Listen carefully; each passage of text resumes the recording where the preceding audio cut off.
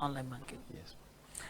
You do quite a number of transactions, and you expect that in a country like Nigeria, where we seem to have been talking cashless banking over a long period of time, you go to do a transaction over the weekend, and all the ATMs are empty. That happens a lot. Now, we also have another system where you do a transfer on a Friday just before you eat just before the week runs out, and you see that that one too doesn't land in the other, especially when it's going to another bank. Okay.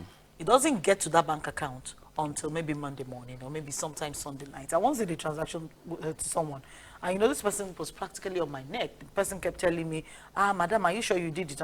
I did it to you. It's not me, I did it though. It's not me. And this person felt I was lying. The person actually felt like, I was actually lying and coming up with this until he got the alert. And when he got the alert? He got the alert like 2 days later. Wow. I'm talking about present day Nigeria. Yes. Well, that wasn't like 5 years ago. Yes. Present day. But you do so many things, so many issues associated with online banking. Yet we keep telling people that we are completely, we have embraced the e-banking system in Nigeria. Why exactly do you think we have not been able to get it right, despite the fact that we've been doing this for quite a while? Okay, thank you for that question. As a matter of fact, a country like Nigeria with about 200 million people, yes, and then we have very large number of unbanked people, one of the largest in the world. yes, have no choice, all right, than to embrace the concept of online banking. Actually, online banking started around, the first record of online banking was in October of 1994, when a federal credit union in the United States, Stanford, brought about that concept of banking. And then the idea is to ensure that a lot of people are able to have access to banking. And from via the internet, because that's a simple definition of online banking. yes. But we adopted this concept some years ago, and then we have the teething problems, okay, like most of the things that are new in an environment. Then that we don't do this all alone. We rely on a lot of other stakeholders to be able to efficiently deliver online banking. So the case that you have mentioned of a transaction that is unable to pull through for about 48 hours. We rely so much on the efficiency of people providing telecommunication services for us. Okay. And so sometimes our efficiency is a function of their own efficiency as well. So most of the transactions that you execute, all right, it's just like you are sending an SMS to someone, you are trying to chat someone on WhatsApp, and it is not delivered on time. It happens also to banking. So we have seen also that sometimes you execute a transaction, the person's account will have been credited, but the alert is not delivered. It happens to me. I've done a transaction about 2 weeks ago. I've not received the alert, but the beneficiary has received the money.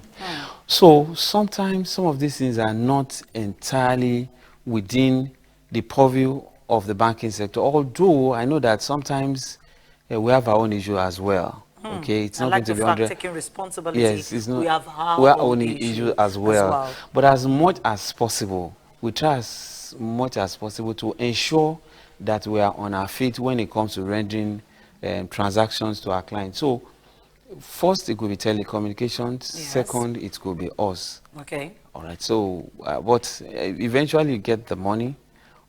All right. Yes. But these issues are issues that we're also trying to combat and then fight against.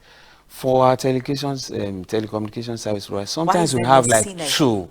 Sometimes we have two. We have three telecommunication service providers at the same time.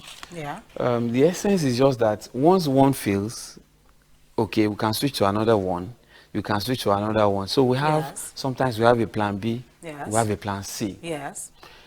In order that we should be able to serve our customers most efficiently. So the handshakes are going on in all spheres of relationship with those telecommunication service providers. And I'm sure that what you have mentioned is not too much common these days, because I mean we are progressing, we are making efforts to go forward.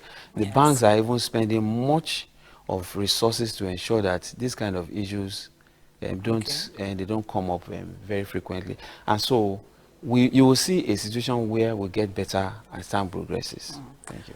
We've been talking about these issues with alerts and, of course, the synergy that is meant to exist between the two sectors, the two sectors, that's the banking sector, and of course, we have the telecommunications industry as well. Now, we have quite a number of other issues, walk into the banking hall, of course, you still have so many things as well. Withdrawals now, we do a lot of withdrawals via the POS and all of that.